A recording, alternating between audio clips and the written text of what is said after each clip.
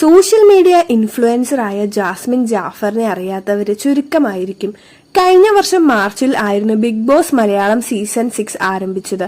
19 കണ്ടസ്റ്റന്റുമായി എത്തിയ സീസൺ ഏറെ ശ്രദ്ധിക്കപ്പെട്ടിരുന്നു. ഒപ്പം ഏറെ സംഭവ ബഹുലമായ എപ്പിസോഡുകളും ഷോയിലുണ്ടായി.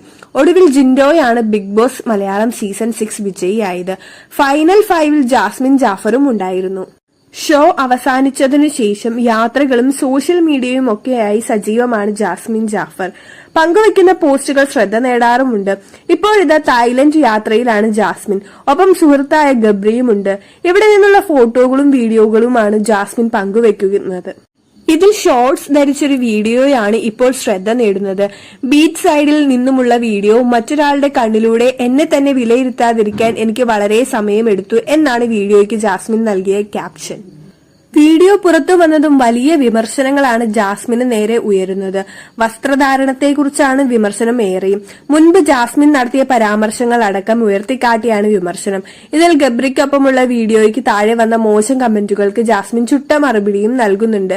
അതേസമയം വിമർശകരെ എതിർത്തുകൊണ്ട് ജാസ്മിന്റെ ആരാധകരും രംഗത്തുണ്ട്.